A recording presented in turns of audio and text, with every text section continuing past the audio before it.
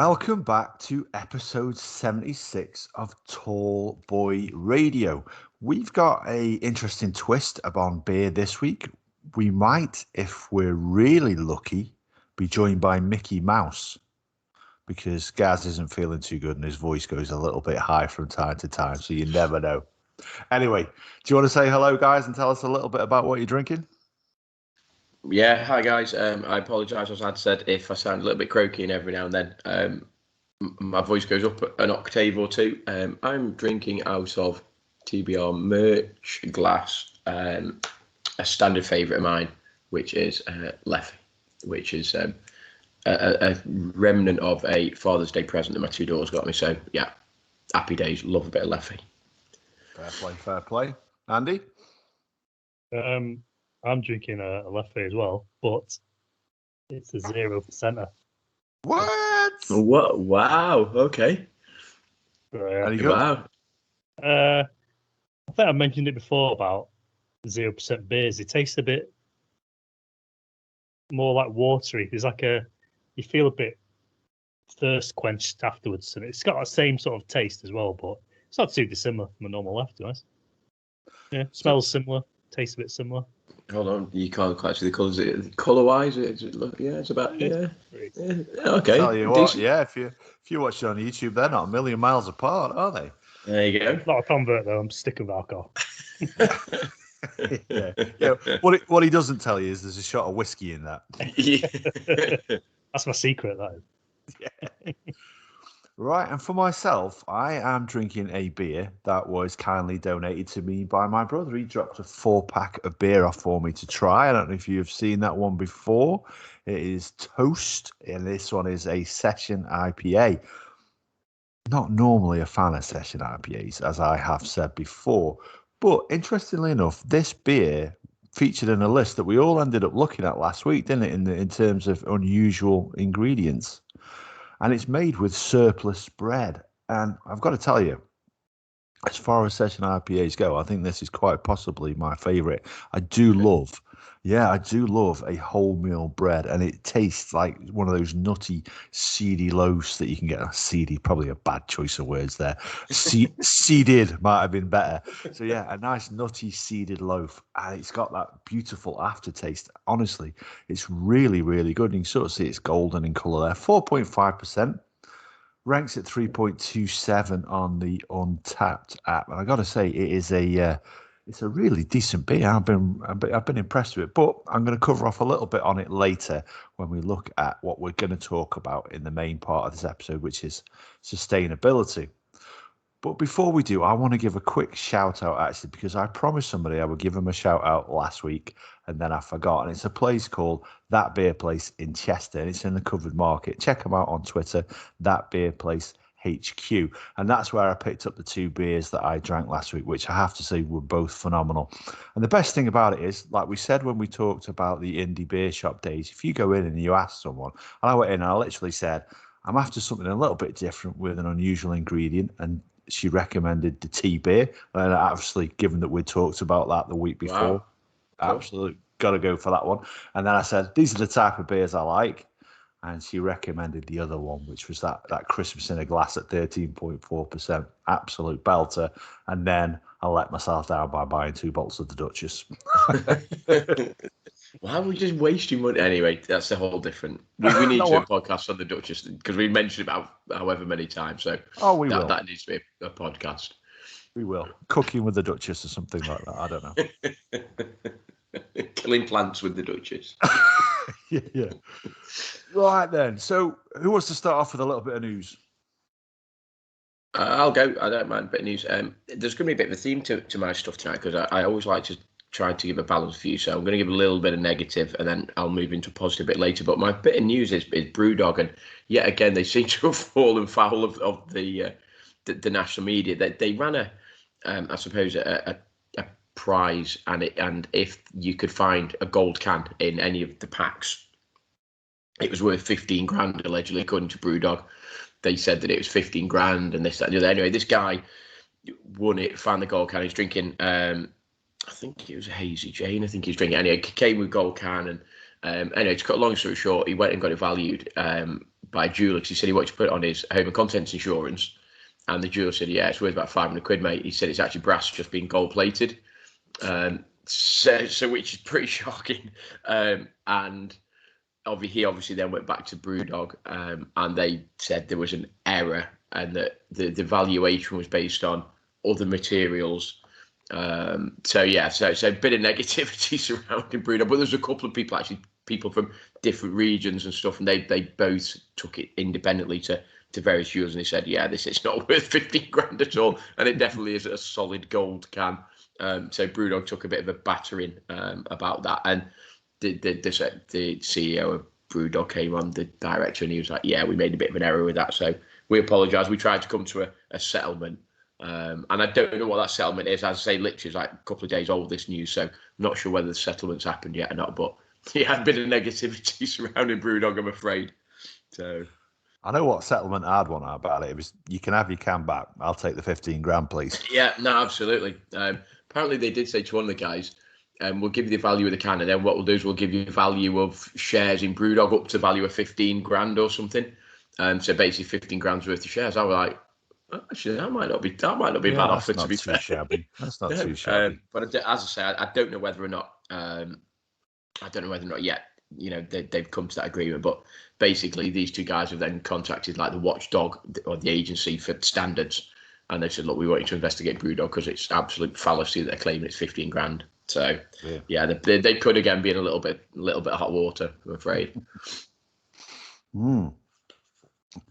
Anything else? Not for me, no. That's just a bit of news. No. Go for it, Andy. I've got a Brewdog one as well. The more I read my notes, the more I think we talk about this every week. It's where they've joined up with a co-op to do a beer. No. Okay. Oh, I'm still winner then. I don't remember that. United Planet. And for every pack sold, they'll plant a tree. Okay. Yeah. Restoration project. There's 4% United Planet hazy IPA. With soft cloud-like base with melon, berry, lime, and a smooth tropical finish. Like the sound of that. I know that maybe I might mention Brewdog a bit later, and obviously the sustainability, because for every negative story about them, they are actually trying to do various things positively. So I might try to balance their sort of negativity with a bit of positivity a bit later. So, what about your news then? Well, to be honest, what I've done for my news, I've looked for beer sustainability news. So there's a couple of things then.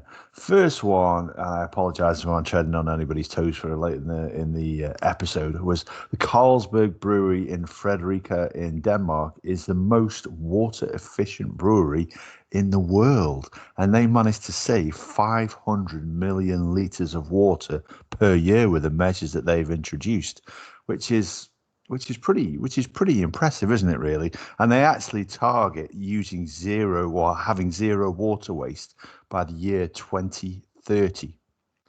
And what I like about this is it's very similar to the 3-point seatbelt. Rather than keeping it to themselves, they've published what they're doing so other people can follow it and do the same and learn and save water, which is great. And the reason why I mentioned the 3-point seatbelt, obviously, is the guy who came up with that chose not to patent it, so it could be put in every single car and save lives. And I'm not suggesting they're saving lives, but they are saving water. And it's a similar sort of principle as that. And I quite like that when people do something that they could benefit from and charge. But that's brilliant, because one of the major wastage and one of the major ingredients is water. When you're brewing, you need water. So I can't remember the stat, but it's like so many thousand gallons of water per gallon of beer or whatever. So if they're sort of trying to save that and trying to sustain that, that's obviously decent. And that's definitely newsworthy. That. I think I read somewhere that it takes the equivalent of 3 barrels of water to make 1 barrel of beer, which is incredible, really. Yeah. And you effectively end up with like this mush or mulch sort of thing at the end of it, and it's effectively just a waste. And I know that lots of companies, and we might talk about this a bit later, but there's lots of companies that are trying to do various things with that and various other things to just become sort of more sustainable and help the planet out and stuff like that. So that's interesting, that is, DJ. Yeah, and the other one was coming at it from a different angle, and it's looking at what we can do from the home consumption part. And this chap, and his name is Ralph Broadbent, and he is the CEO of a company called Greater Good Fresh Brewing Co. Came up with this concept to get rid of bottles and cans. So, okay, they are largely recyclable, but if we can stop using them in the first place, then we don't need to recycle, and that can be used. There's no need to recycle, so it can be used for something else. And he came up with this thing. So he's got this unit that you buy. It basically looks like a barrel with a tap on it, and you brew your own beer in your own home. And literally, it takes a couple of days, and you can pour yourself the perfect pint at home. I had a quick look on his website, and to be honest, you do look quite good. I'd check it out, if you want to. Greater Good Fresh Brewing Co. The units themselves retail for around about 65 quid, which I don't think is too unreasonably priced. And to make 10 pints of his beer, it cost around about a tenner. That's the one I looked at anyway, which obviously was the Dipper.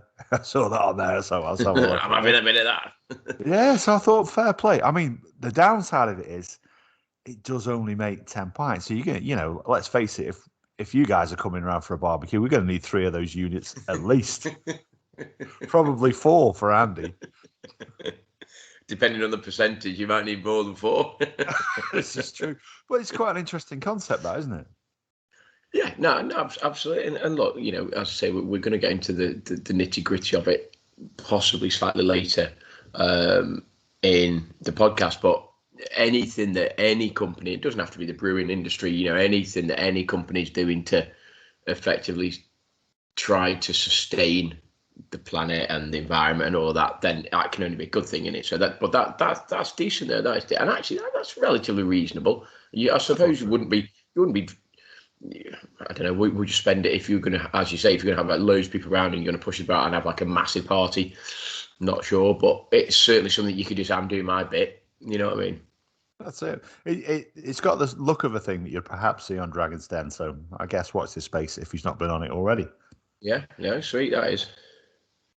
So anyway, Gaz, you said you had some more Brewdog information that you want to talk about. Let's put that voice of yours to the test and see how it goes. Yeah, so for my A bit this week, my all market bit, I just thought, we've mentioned Brewdog sort of quite a bit, and I just thought I'd give you a bit of background on the company. We mention it a lot. So sort of founded in 2007, and I sort of thought it might have been around for a bit longer than that, really. But 2007, a couple of guys from Scotland, they're both 24. Fraserburgh in Scotland was where it was sort of founded. A guy called Martin and James, and they basically said that they got sick and tired of going to the bars and that they frequent, and it was just the same old traditional like lagers and bitters at the time. They said there was nothing different, so that they sort of wanted to effectively sort of find a sort of a slightly heartier beer, and they said they couldn't find one. So they thought, well, why don't we just brew our own? And it was like, and that was effectively where the idea was born. So 2007, which is, I thought it was a bit longer than that. But obviously not. And then 2008, they said that there was they started to sort of get a bit bigger. They started to ship their beers and export their beers, which I thought was quite a fair play. That is, to only be done about a year down and you're already exporting is pretty decent.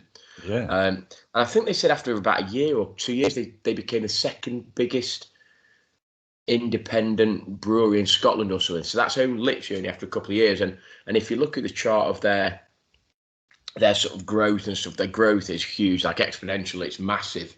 They've gone from like quite tiny to just huge in actually not that long time. And I know both of you two guys are sort of fond of their beers. And I know they've done, I think they said up to now they've done 82 different varieties, I think. Wow. All the different, and I know they've done a couple of sort of alcohol-free ones, and they've opened an alcohol-free bar down in London. I think we mentioned that in previous podcasts, but I think is it Brewdog AF? I think the bar is down in London. I'm not exactly sure where it is, but and then so 2009, they released various sort of beer clubs and tried to promote beer clubs to try to grow there. And they said that they grew by 200% from 2008 to 2009. So their company just went pretty stratospheric, if I'm honest. And then they took. It's funny because 2010 they released, and it's a beer that we've spoken about, and they said they tried to fuse beer with taxidermy and something else, and that was the beer that was served in basically using animal skins or animal, and they said that was one of the most expensive ones. And I know we spoke about that in the last couple of sort of podcasts. And at the time, I don't still know where they held the record, but at the time it was the strongest beer, and it's at 56 or 55% ABV, and I don't know whether or not it's been beaten yet or not. Basically, they talk about their want to just push the boundaries of beer, and it's not just beer; it's different flavors, it's different techniques. They wanted to try to blend, like I say, taxidermy, art, beer, and all these different sort of cultures and stuff. So I just find it quite interesting, and I'm just going to skip pretty much all the way up to sort of recently, and I'm just going to talk about 2020, which was sort of last year. Obviously, quite challenging because of COVID. And they said that they'd announced in 2020 they'd become the first carbon negative brewery, so not neutral but carbon negative. And we'll talk about this a little bit later in the sustainability. But basically, for every bit of carbon dioxide that they used in their process, they would take out 2 or whatever, and so they would try to reduce it by 2, the equivalent of 2 lots of that. So they effectively become carbon negative, so not carbon neutral, carbon negative. So I just thought that was pretty fair play to them, and I know that they've had a bit of a bad press, but just a bit of background really. We talk about them a lot. I know that you two guys love their beers. Which is your favourite one, Ad? Do you know what if I gave you a choice? I would have to say, and I am annoyingly struggling to remember its name, even though I've got a couple of cans of it sat over in the cupboard over there. It's the chocolate marshmallow porter or stout, sorry, and I can't remember what the damn thing's called now, which is really annoying. I'll have a Google in a second. I'll put you on that. Yeah, Google it. No, but without shadow of a doubt, that is my layer cake. There you go. Right, no need for Google. Yeah, layer cake. Andy, what about yourself then? I like just a normal punk IPA. Yeah. But also the was it Cloudwater or Northern Monk? One of them. The blue and orange and white cans. Yeah. I spanned our chat with loads of times, so I can't remember which one it was now. Yeah. It's weird because the punk I quite like the punk, but then the traditional Elvis juice as opposed to the new Elvis juice. I thought you were going to reach for. Are you reaching for there, Ad? No, I just needed to top up. Oh, okay. I thought you were going to reach for it. I was like, no way. That on cue, he's going to reach for one. And I know we spoke about the lowering of ABVs and stuff, but yeah. So I just a bit of background. They opened a brew house in Elon, which has grown, and I know that they said that they've now opened up. Was it one of the largest breweries in London? They opened up various places in London and across the world.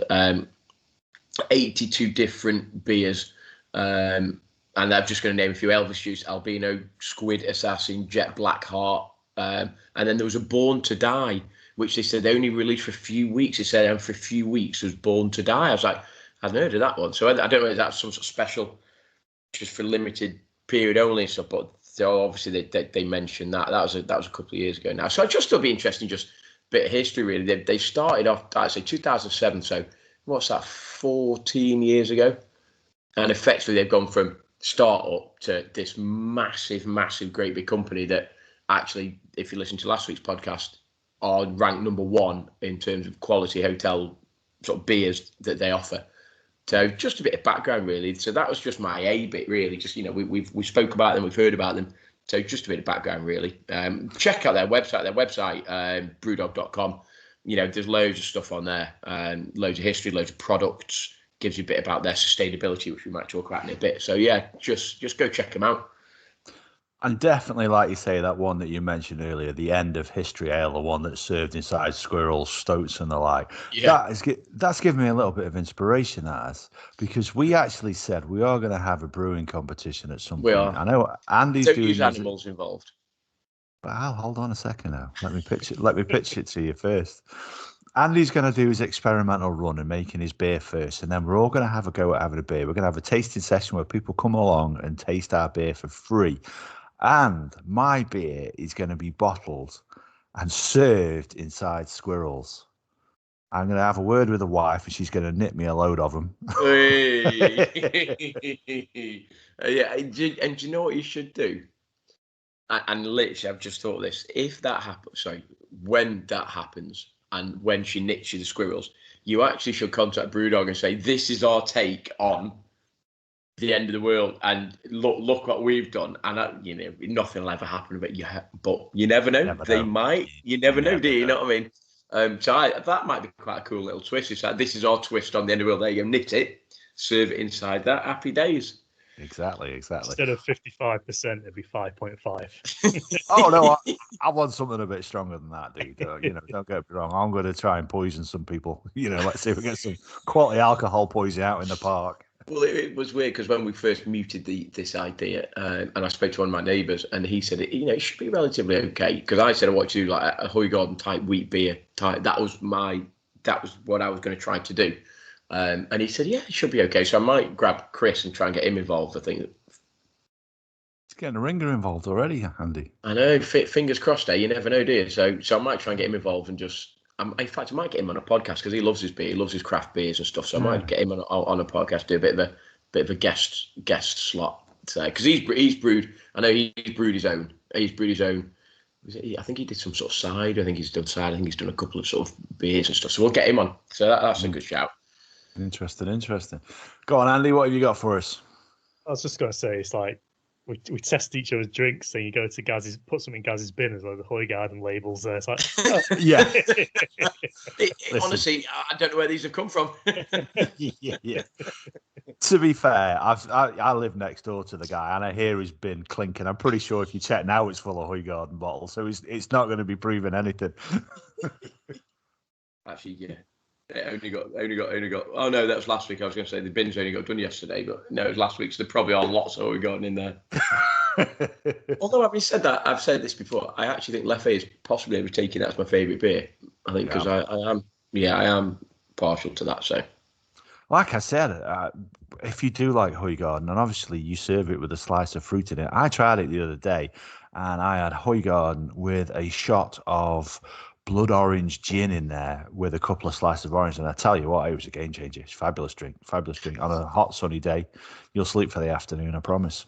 Just while you run about that sort of beer and serving it with fruit, and I don't know whether I've asked this before, but Blue Moon, can't see it, can't find it. Did you say was it Aldi? Did you say Andy? Was it Andy that you said, was it Aldi or something that serve it, or Tesco do it?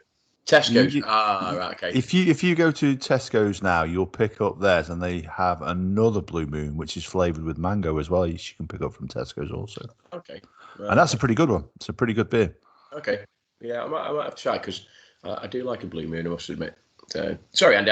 You're going to talk about your Belgian stuff there. Sorry, mate. I jumped in then.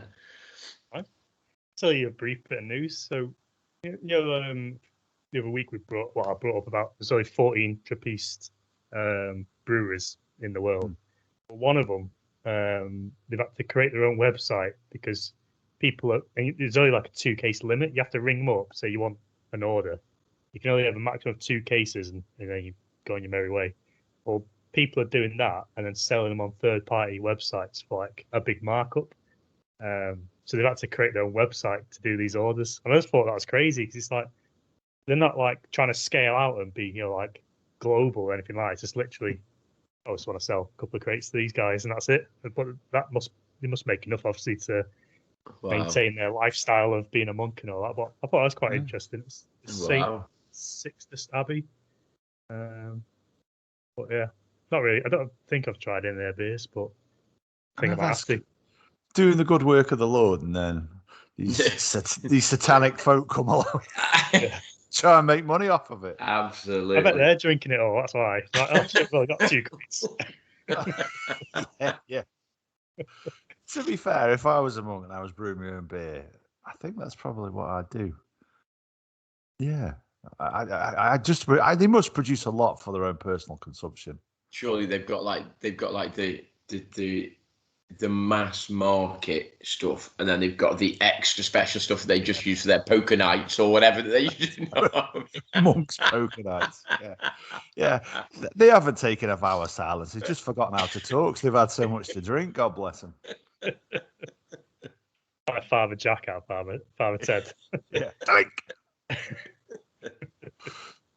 So for myself then, in the craft beer thing, it was a question actually that I was chatting with my cousin Bo. As I've said, he's coming over to stay with us. He lives in San Antonio in Texas, and he's taking a trip, as long as Boris keeps things in touch, to the UK very, very shortly. And we were chatting about the different beers that he wanted to try. And he asked a question, interestingly enough, because Americans, when they drink their beer, the golden rule is it has to be ice cold. They love ice cold beer. So he'd been reading about the different beers that we drink. And there's various rules as to what temperatures that you serve these beers at. Do you guys abide to that? Or are you guys, I like it cold?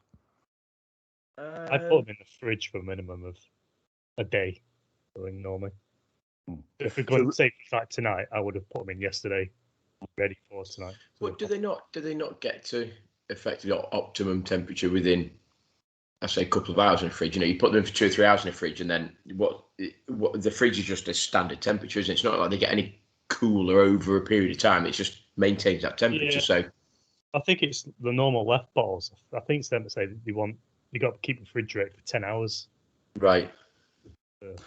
I'm the same. I'm the same as yourself, Andy. Literally, like these beers that I'm drinking now, I shoved these in the fridge at this time yesterday. 24 hours in the chiller, and this is an IPA. An IPA is not something that you should necessarily have at 3, 4, 5 degrees.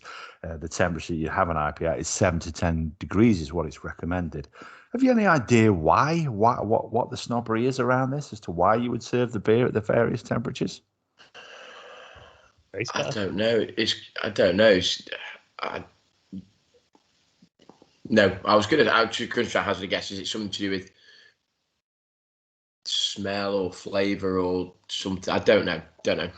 It's largely, you're right there, dude. It is to do with the flavour profiles of ales as opposed to lager. A lager is a cold brewed beer. It's brewed at colder temperatures and is obviously stored and consumed at that lower temperature. Whereas an ale, it's thought to have, and certainly not necessarily the case in some of the beers that we drink, have a little bit more delicate flavours. I think, truthfully, we quite like the robust ones, don't we? But the idea is that when your tongue is chilled, you actually can taste less. So it actually can impact the taste of the beer on your tongue. I have to say, it's not something that I found, and actually recent research suggests that only works for sweet flavorings. So something like, it's called the heat activation of the TRPM. It could be 5 or S. My handwriting's appalling. Which is to do with the thermal. Good research, dude. Well, it's good research. It's just terrible handwriting. No, it's TRPM 5 and the thermal sensitivity of the tongue. And basically, the chemical receptors in the tongue are activated by warmth. So the warmer the beer, the more you can taste of the sweet flavorings, which I don't know how that works then with a bitter beer. Would a bitter beer taste more bitter when it was cold? Because obviously traditionally, go back years before I discovered craft beers and all that, traditionally you'd go and you'd have like your Worthingtons or your Bass or whatever, and they would always be effectively room temperature served, whereas you would have your lagers and they would be chilled and you would have your chill. So I don't know how the bitters would work at room temperature. No, it's literally, I chill every beer I have. I stick it in the fridge. I don't know what my fridge is set to. I'm going to guess it's less than 5.5 degrees because, we store everything in there. But the temperatures that stuff should be served at then. So 2 to 4 degrees, that is your mass market lagers. 4 to 7 degrees is your German Pilsners. 7 to 10 degrees is your IPAs, your porters, and your stouts. 10 to 13 degrees, Andy, and you'll probably take umbrage with this one, Belgian ales. Wow. And then, and 13 to 16 degrees, imperial stouts and barley wine. So when I talk about barley wines, I talk about that fantastic one that we found, Lawyers, Guns and Money. Yeah, remember that bad boy? Oh, yeah. But to be fair, I think the first time we had that, we did drink it at room temperature, didn't we? Because it wasn't chilled. Just on the shelf, wasn't it? Yeah, it was an absolute beaut. And that was a 10%, which is quite typical. It's made, by the way, Andy, by Crazy Mountain Brewing Co. if you ever want to try and track that bad boy down, because we tried to find it a few other places and not seen it since. But yeah, anyway, getting back to it, Belgian ales, 10 to 13 degrees. We went to Belgium and literally every beer we had was chilled, wasn't it? Oh yeah, ice cold. Ice cold. Like I say, they spray the glass with the ice water, so your glass is served ice cold and perfectly moist. And then you get your beer, it's chilled. I don't remember anything being served at 10 to 13 degrees, not even Mongozo banana. That shouldn't be served at any degree. It shouldn't even be made. Forget being served at certain degrees. Yeah, and I'd just be interested to hear from our listeners as to what they drink, what temperature they drink their beers at. Do they adhere to those sort of rules, or are they like us? It's a chill beer. It's a beer. You like to have it cold. It's refreshing. Surely. If you got a proper beer fridge, you can set the temperature, can't you? Yeah. Yeah. I know that like if you got like wine cellars or wine fridges, it's sort of similar, isn't it? You know, you can have your white wines chilled at the bottom, and you can have your red wines at effective room temperature. It'd be interesting to see. So is it the same? And I think people probably be more clued up on wines and say like actually red wine should be served at room temperature, white wine is always chilled. But I think if you asked people beer, they possibly wouldn't know if that makes sense. I think they would assume maybe that lager is cooler than bitter. But as you say, where do all of your craft beers, where do they sit? I don't think people are clued up at all. I think they might just go like, I just effectively chuck it in the fridge and I'll just leave it in the fridge for a couple of hours and I'll drink it.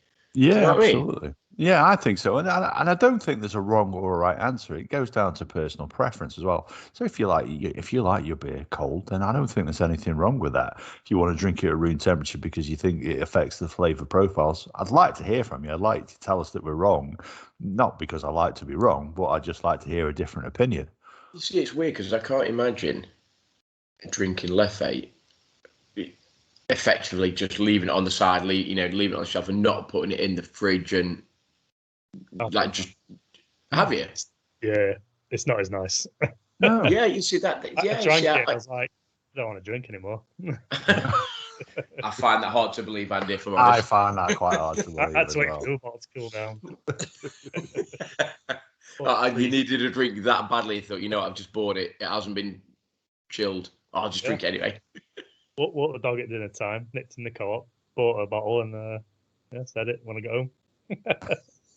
And seriously, I know we're joking, but obviously, was there a massive difference? Obviously, you know Leffe, you like Leffe, you drink a lot of it. You would obviously say, other than the temperature, which is the obvious difference, did you feel as though the taste was different then? Oh yeah, it tastes similar, but when I've had an ice cold bottle, I want another one. Whereas when I was drinking this one, I was like, can't be bothered drinking this. There's something slightly different about it. Yeah. It probably the aftertaste or something like, or maybe it's sat heavier or something. But right, so that opens up without going too much into the psyche. And was it your expectation of that beer, or was it the actual taste of it? Because they could be two different things. They could be just your perception of it, if that makes sense, or is it actually the physiological difference on your tongue, or does that make sense? Yeah. Or is it just like, you know what, I'm used to drinking this really cold and it's not, so therefore it's different, so therefore I didn't enjoy it as much? Or actually, was there a difference in the taste? I don't know. I'll say taste. You say the taste. Okay. Absolutely no scientific whatsoever, but I'll just say the taste anyway. Yeah. I'm inclined to believe him, though. I'm inclined to believe him on that. I've had beers at warmer temperatures. I'm not, it's definitely felt like a different drink, and not just the temperature, just the flavour profiles. I've always felt it's slightly different. Just chilled. I just think that's the perfect temperature for a drink. Yeah. But it's interesting what you say there, though, guys. You're quite right. The idea of drinking a chilled red wine does not appeal to me. No. But don't get me wrong. I think we've had many a conversation about why I prefer white wine to red, and you've told me how wrong I am on every occasion. But I do like a glass of chilled wine, and the idea of I wouldn't drink it warm. It has to be chilled to that perfect temperature. So it's definitely the case for wine. So maybe we're doing it wrong with beers. Who knows? Yeah. I'd certainly like to hear from people. And it would.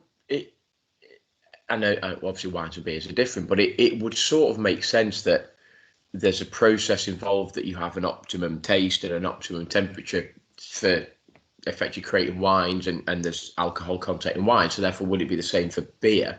And I know the production processes are completely different, but it would sort of make sense that there are optimum temperatures. Now, I can't envisage drinking a room temperature bottle of white, but similarly, I can't envisage drinking a chilled bottle of red, because red should be served at room temperature effectively. Yeah, absolutely. And that would just completely, you'd have a bottle of red or a glass of red.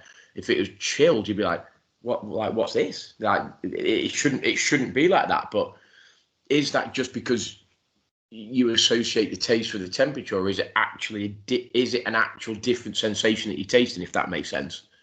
Is it just your perception of what it should taste like, or is it actually a change in the way that your tongue receives the taste? Do you know what I mean? Yeah, I feel there's an experiment coming on here with the three of us trying beers at different temperatures. I just wonder whether or not it's you just mentioned there, Ad, that your tongue is receptive to different flavours at different temperatures, and I wonder whether or not is our palate so attuned to that, or do we just associate a certain flavour with a certain temperature of beer? I don't know. It'd be weird. I haven't tasted Leffe at room temperature, but Andy has. But would I necessarily notice a different flavour? Would I just be like, oh, I don't like that's warm? Is it the actual flavour, or is it just the actual temperature difference that makes you think you don't like it? Yeah, I mean, I do believe, like I say, I've had those beers again when I've been impatient and not wanting to wait. I wanted a beer, and I've drank it, nowhere near enjoyed it as much, and felt that it has tasted different. But I think at the same time, I've never sat down and compared it. So if we had the two of them to compare to, even throw in a third control, boiled. No, I'm only joking. Yeah, but not Boilermaker. No. We'll do that as a separate episode. Or frozen, just put a stick and have it as a lolly. You could a Leffe ice lolly. I have done that when I've left it in the freezer overnight by accident, when I've been determined to get down and I've forgotten it was there. Did the bottle not crack though? Did it not? No. It made a Leffe slushy. The cork. Oh, really? Leffe slushy in the top. Yeah. I probably would have. I'd had a little bit of it, but it had taken out some frozen peas as well, and I just didn't fancy it. And then that's the dangers of freezing your beer instead of just chilling them, dude. That's it. Yeah, that's it. We're not a great advert for patience, are we? So, guys, then, like we said in this episode, we always have a main theme, a main topic that we like to talk about it. And this week, probably not something that I don't think about an awful lot. And maybe that's our age. Maybe Greta Thunberg would tell us that we are to blame. We are the generation to blame for the situation that the Earth is in. And maybe she's right. But sustainability is not a word that often leaves my lips. So who wants to go first then and talk about some different things that they've discovered this week?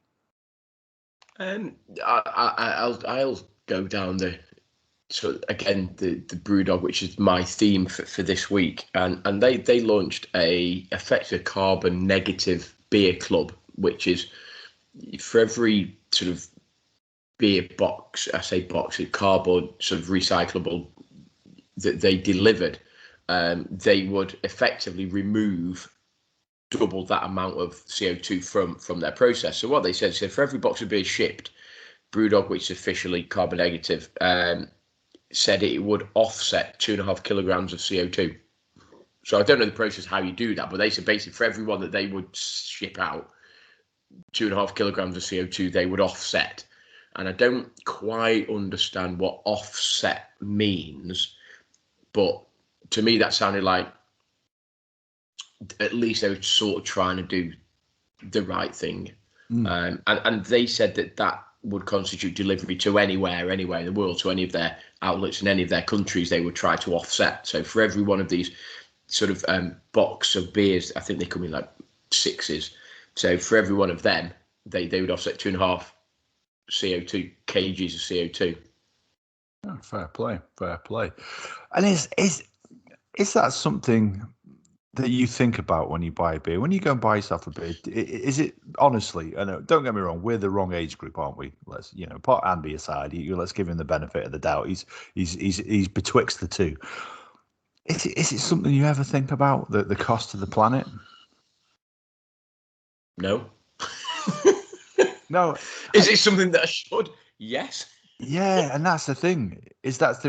We all know we do, but literally, if Hoygarden would say, "Listen, we're not interested in carbon neutral," I'm not suggesting for a second they are. Don't sue us. But if they ever said that, it wouldn't affect your decision to buy that beer, would it? Your decision. No, and that's not suggesting globally that it. No. No. Yeah, no, and that's really bad to admit, isn't it? Really, and I feel a bit ashamed in a way of admitting that. But if you've got Hoygarden that I love the taste of, and Leffe that I love the taste of, and again, I'm not suggesting that Leffe and Hoygarden aren't doing things to become sustainable and all that. But if you had them, and then next to it you had a different type of beer that maybe was, I don't know, in my mind it didn't quite taste as nice, but was eco-friendly or sustainable or whatever, I would probably still buy the Hoygarden or Leffe. And that's a really bad admission, isn't it? Yeah. What about yourself, Andy? How do you feel about it? I have two thoughts. One of them, I won't decide on a beer on whether they plant a tree or make instead of using cans, use, I don't know, bamboo or something. I don't really think that sort of stuff. But I think as I'm getting older, I am more thinking about like energy sources and stuff like that, but mainly around the house. But it's not, beer, that doesn't enter the equation for me normally. That's I just look interesting. at the percentage and go, woo! So this is the question then. We'll get back onto the different stuff that we've researched first, but it's just struck me now. How do you change my mind? And I'm not singling Gaz out when I asked him the question. How do you change Gaz's mind? How do you change your mind? How our generation? I suspect we're not that unusual. So how do we change our minds? And certainly having Nordic children yell at us doesn't seem to have worked. Companies have to do something. So, like when the Prime Minister goes, "Oh, stop using carry bags," it's like, well, provide an alternative. Then it's not up to the individual or 100%. It's got to be like the shops and the manufacturers. So they like more and more now. You don't see the old plastic 6-pack things, do you? It's always the rinkables or whatever. Yeah, there's no rinkables now, is there? They've gone. They've gone. Yeah. Or plastic. Well, there's different type of plastic ones, isn't there? Yeah. I know the years that the years old one, and people they went through phase. And it doesn't sound silly, but you get like animals that get the head stuck in them, and it takes like however many thousand years for them to degrade or whatever, and they're still in the and there was a massive thing, wasn't there? I know that Sky TV, this company they did this big ocean rescue thing about trying to clean up the oceans of plastics and I can't for life remember the guy's name, but he did this big ocean sweep up, and they basically created like a massive sort of semicircular, I suppose, raft that would just float around the ocean, and then what it would do is it would just collect all of the stuff. And there's various videos on YouTube where this guy goes scuba diving in somewhere like Indonesia or somewhere, and there's like a massive and it's like the size of Wales type thing, it's like this massive great big swell where it must be where the tides collate and collect, and it literally is just an island of rubbish in the sea. And you're just like, really? Like, and when you see that, you're like, yeah, that can't be good. No. But then the flip side to that is, do I shop with that in mind? No. And when I'm watching the video, I'm like, oh my God, that's horrendous. Seriously, that's awful. Yeah, go and get me my normal beer that does this and does that. And you just think, God, how bad am I? Really? But I don't know how you change people's minds. How bad am I? Look. Yeah, exactly that. Literally, it's like, yeah. And I'm not suggesting for a minute Leffe, but it's like, oh, Leffe, yeah, they didn't do anything. Oh, I'll just drink it anyway. It's like, oh, well, there's another bottle or there's another bag or whatever. And there's horrendous videos and of, sort of sea creatures and stuff. And there's an awful one. I don't mean to, but there's like plastic straws and stuff, and it involves a turtle and stuff, and it's awful and it's horrendous. And you just think, like, why are we doing these things? So you've got Greta, bless her little cotton socks, who is desperately trying to sort of change people's thoughts and views and opinions. But I think I think for our generation, it's been missed. And it'd be interesting. I don't know any. My daughter's 16; she's not 18 yet. But if you've got some 18 and 19-year-olds and said, would you consider sustainable beer companies, or will you just go and buy the ones that you like, and see whether their thoughts and opinions are different than ours? Because obviously we're an older generation and we're different, aren't we? So I don't know. One thought on that is, like you say now, where the old generation don't think about it. But you think manufacturing was different when you guys when we were all younger. Oh, I say you guys. Torres, we're all the same brush here, Andy. Come on. Yeah, like milk, you more or less when you're younger got in glass bottles and stuff like that. You know what I mean? Like things are a bit different, weren't they? So it's probably like 90s. Yeah. Maybe 90s, early 2000s when things just went mental. And I wonder whether it's a generational thing, and I wonder whether or not, obviously all the companies now, they're about packaging and all this, and you've got to make it sustainable. But are the younger generation, are they that much aware? I don't know, genuinely, I don't know. And that might be as I say, that's a whole different podcast potentially, but we should ask a school teacher whether it's taught in school. Yeah. Who do we know who's a school teacher? Gaz, do you know school teachers? Yeah, I know a few. Yeah, you work with a lot of them. I work with a lot of them. Yeah, look, I mean, we talk about we talk about Greta Thunberg. She's become a conversation on various curriculums, and we talk about environmentally friendly and green acts and all of that. And but if I'm honest, yes, kids take it in. Do they listen to it because they're influenced by their parents? And that's and in a way that's a problem. And it might be that my two daughters, 15, 14, they're influenced by mine and my wife's choices. So it might be almost another generational thing before my grandkids and their kids are influenced by what their thoughts were. I don't know. It's a hard one because I think everybody would like to think that they're aware of it, and I think everybody would like to think that they're acting in a way that helps the environment and is sustainable and all that. And if you ask people, they're like, yeah, I do that. Yeah. Okay, so tell me one thing that you actually do. Right. So would you buy that instead of that? Oh no, I wouldn't do that. So I think people like the idea of it, but actually in reality, do they? Possibly not. Well, here's the question then. Is the onus on the beer producers to make their products more sustainable, to think on the environment, to look at recycling, to save water, to save other products, and just to reduce the usage and to shop locally so that we aren't spending money on jet fuel to ship those products in? Is it down to them?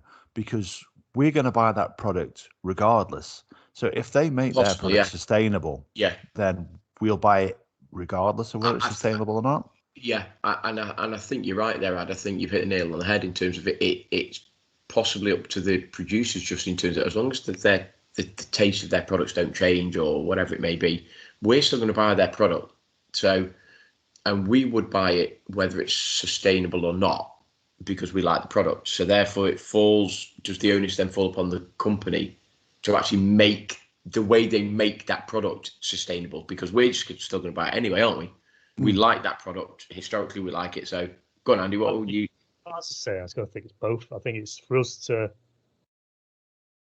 not buy the people aren't buying into it. So say if there's 10 companies that make a glass, for example, then we should weed out the ones that aren't trying to fall in and be sustainable. That makes sense. So yeah, we need the bigger companies to sort of force the hand a little bit, but then I think it's up to the people as well, just to... You see, it's weird because I was doing a bit of research, and it goes back to what Adam said earlier, and it said that it takes anywhere between 3 to 7 barrels of water to make a single barrel of beer. So you take that into account, and then what's left is effectively undrinkable water and grains and hops. That's what's left, and it's this mulch thing. So how do we... and there are companies out there now that do it. And there's a company in Australia, I think it's Alice Springs brewing company, and obviously they're surrounded by the middle of literally nothing, arid landscape, and they have massively reduced their water intake in terms of the process that they use, just because they haven't got it. They literally haven't got the water that they can maintain, because you can't get it from anywhere, because in the middle of the Australian outback and it's 45 C, it's over 115 degrees Fahrenheit pretty much every day. So they can't maintain the traditional process. So they're looking at ways of reducing the content and the amount of water that it takes to actually go through the process. The flip side to that is there's companies in America, and there's a company I think down in Florida that use salt water, and they were one of the first companies that use salt water in their process, because unlike the company in Australia, they have an absolute abundance of water, but it's actually salt water as opposed to fresh water. So, so that these companies around the world, they are looking, they are trying to do it. I just wonder whether or not they just need to raise the awareness that they're doing it. I don't know. There was a company we spoke of last week that have negated that. Pissner. Yeah, they did. They did. That's a bit extreme for my money. But there's lots of examples. There's examples of, companies that are looking at the products. There was a guy, I'm doing a bit of research. There's a guy that he went on a herbalism course, so he understood, and a horticulture course, so he understood the ground and the environment and the plants and everything that went into the process, so that he could literally streamline that process. And if you give me a minute, I'll sort of find who it is and give him a bit of a shout out. It might be a few years old now, but there's people around the world that they're trying to do these things. I just wonder whether or not, you go back to Brewdog, they're a company that's a massive company. They're trying to create the biggest sort of forested area, and that buy one get one tree type thing. Generally, how many people in the general public are aware of that? And I think if you asked like 100 people and it was a question on family fortunes, you'd probably get 5 people that are aware of it, if that. And I think that's the problem you've got. I think, to be honest, though, with the negative stories you've heard about Brewdog, though, they're going to be pushing that, and that that could work in that favour, in that they're going to be selling that good news story, and more people will hear about it. Now, just to name a beer that I mentioned at the very start, which is the one I'm drinking tonight, which is Toast, and it is a beer that's made with surplus bread. So it's bread that's been produced, and for whatever reason it hasn't been sold. I don't know whether it's returned from stores, because in some cases bread is on a sale or return basis, or whether it never actually got to the stores. But this is a beer, and you can taste that it's been made by bread. It's got, like I said, that nutty wholemealy taste to it. It's absolutely fabulous. And they do a number of beers, so it's not just their session IPA. I actually had a look on the website earlier, Andy, and they do a chocolate stout, which is 6.2%, and you actually get a free chocolate bar with it as well. So I'll tell you what, I'm going to be ordering that in a little bit. And they've saved 2 million slices of bread which otherwise would not have been used. And because obviously they are that type of company, they also donate to charity a portion of their profits. So they've donated over £48 million to charities, obviously all related to recycling and what have you. They've reduced their emissions by 42 tonnes, and they've saved 252,000 litres of water.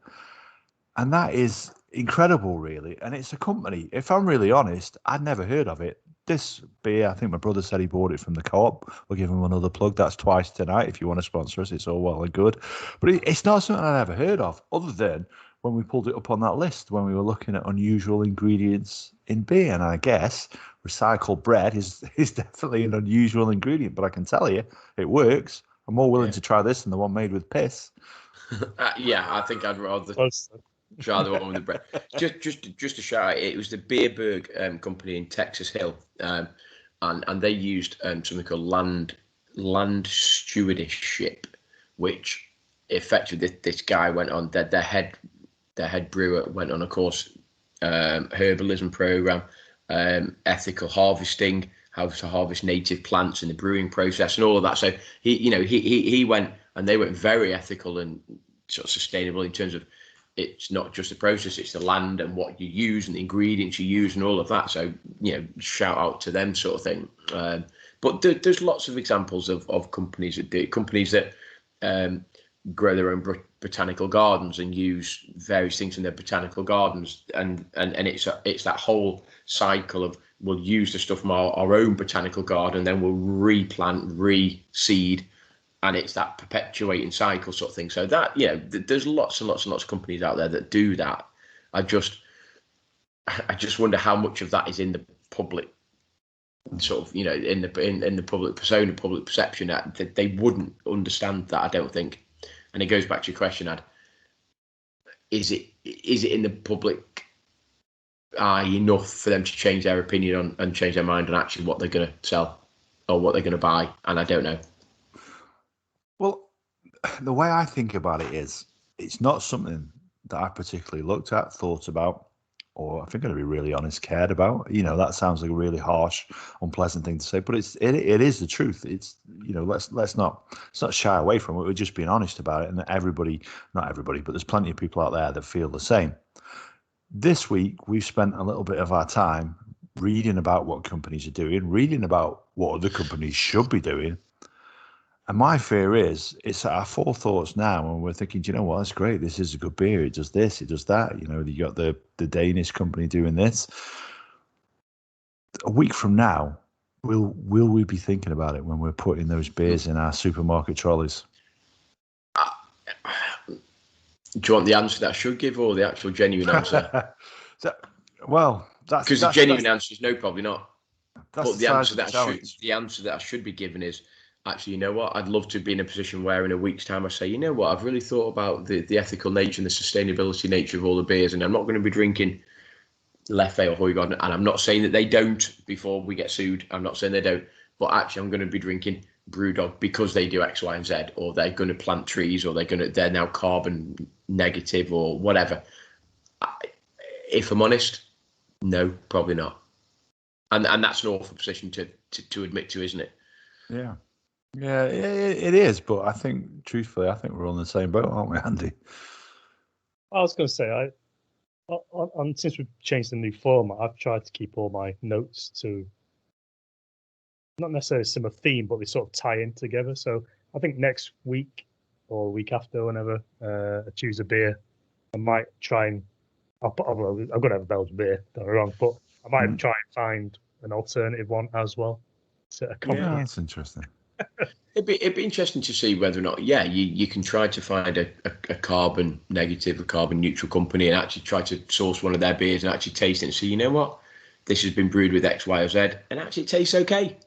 Do you know what I mean? And I'm sure lots of companies, Brewdog being one, I'm sure Leffe do loads of stuff, I'm sure Hoygarden do loads of stuff, I'm sure the Dutch just do loads of stuff, but it'd be interesting just to perhaps try to promote, and that might be something that we do in terms of the podcast, is actually, you know what, we actually try to find beers of companies that are trying to promote sustainable and ethical sort of ways of working, and actually that might be something that we do on our podcast. I don't know. That's an interesting thought, isn't it? We'd take it out there to the breweries and to the brewers, and hopefully try and visit any of those. We have had, and we still have a lot of plans to take this podcast out on the streets and not just the three of us. Yeah, 100%. Dude, that's going to happen. COVID has hit us hard on it, and we've got, we have opportunities, and we can do those things. Yeah, it's just COVID has said that we can't. We are able to visit places. We have, as I say, we have the calendar available in order for us to do that. So I've got no doubt that at some point when Big Boris says we're allowed to, we're going to do these things. So 100%. And while we're on that kind of subject, it'd be interesting to hear from people as well. Now that we're doing the format where we're focusing on beer, I'd love to hear from people and just give us a few suggestions of things you'd like us to do. If it's a case of trying different beers, if it's a case of visiting different places, or if it's just a case of talking about different things, we'd just love to hear from you. We always said it in the past when we used to cover off a myriad of subjects. Please get in contact with us and let us know if it's anything that you want to talk about. We've got a few episodes planned coming up, haven't we? We've got Dave coming on from Double Trouble Drinks. Maybe that's something we can talk to him about, sustainability. So if he's listening to this, we're tipping him off now, just in case. Dave will be asking you, so sort your stuff out. Exactly. So he's coming on hopefully very, very soon, the next week or two, to talk about his new beer that's going to be available. I think 10 days is going to be the turnaround for that. It's going to be a golden ale. Are we allowed to tell you what the name is? I know it's been out on various social medias and stuff. I think we can say the name. Can we say that? So Double Hops, that which I think is the one that they've gone for, which is obviously a play on double tops. I like Double Hops. Adam, I know you were a fan of mine when I voted for Double Hops because you actually suggested one of the ulterior names, but I thought Double Hops was I quite like that, so I voted for that, and I'm pleased that won. So looking forward to trying that. Looking forward to see what that's like. I'm looking forward to getting Dave on again. It feels like it's been a while since we've chatted to the guy, so it has. Yeah, be good to get him back on and hear about his road trip as well, which I believe is going to be. I think we might be actually on the road trip this time. I'm hoping we are on the road trip, and I'm hoping that he does bring his darts, and we can have a game. So yeah. Well, listen, I've got a set of Double Trouble darts, so there's no excuse. It'll be used to throwing them. Absolutely, yeah. Dave, you forgot your darts. Don't worry, we've got some here. Yeah, not a problem. Not a problem. Yeah, we're hopefully going to get Todd and Johnny on as well from the Toddcast, talking about Johnny's non-alcoholic beer journey and just hearing about beer stateside and a few different things like that. We got Dave coming on, our mate Dave, who helped to build the website for us. He's an old school friend of ours, and he's got an idea for us, actually. He's pitched some idea, which truthfully, I'm not entirely sure what it is. So Dave, get back in contact. Let us know what it is you're going to be doing. That should be interesting. Just going to give a shout out to, just one day, just going to give a shout out to Latif, because we're going to try and get him on. He's a local business guy who's grown his YouTube community massively. So I'm in communication with him, in conversation with him, trying to get him on. He's got a couple of sort of business ventures, one in particular in Osage. He's got a restaurant that me, Andy, and Ad have sort of visited semi-regularly. And so I'm going to try and get him on. The other one obviously is Tid and Shiner. They would love to get those guys back on, maybe just to talk about their views on, and I sort of think I know the answer, but their sort of views on sustainability and whether they would alter their beer choices, and I think I know the answer, but yeah, just to talk to them guys again about that. So and it'd be interesting maybe. And it's not that long, hopefully, until Bo comes over. So maybe you could get a soundbite from him that we could, that might be something that we look at. So yeah, lots of plans for TBR and lots of things that we'd love to do. And we just hope that the current environment allows us to do that. And hopefully, when Boris gives us the go ahead, we'll be good to go. One thing we have got, which me and Adam have talked about, is World Disability Darts, which we're really looking forward to going to sort of try to promote and support, and hopefully we'll see Dave up there again, and there's a couple of other guys that I'm looking forward to sort of hopefully bumping into up there. One or two ideas surrounding that. Me and Ad possibly slightly differ on how successful we think those ideas might be, but look, we'll sort of go with it and see where we get. But yeah, looking forward to that as well. And that's not too far away now. So fingers crossed. No. We'll be up there with our knitted squirrels. Don't you worry about it. So I mean, again, I think this has been an interesting episode as we draw it to a close now. Has anybody got any Springer's final thoughts for us? Be sustainable, dude. Look, it's what I mean. I know we half joke, but yeah, it's possibly passed our generation by. But if we're the generation that's going to pass on our knowledge to future generations, then we do need to be thinking about it. So yeah, 100%. Yeah, I think that's a valid thought. Andy, just spend 5 minutes just reading up on it. I found something from the British Beer and Alcohol Association, a few like pointers from them, and how they're trying to work with breweries and pubs and stuff to be a bit more greener.